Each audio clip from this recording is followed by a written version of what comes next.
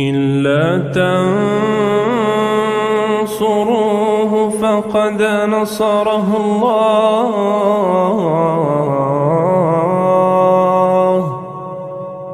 فقد نصره الله إذ أخرجه الذين كفروا ثاني اثنين إذ هما في الغار إذ يقول لصاحبه لا تحزن إن الله معنا فأنزل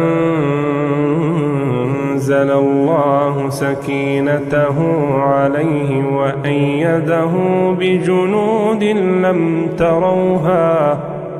وجعل كلمة الذين كفروا السفلى وكلمة الله هي العليا والله عزيز حكيم.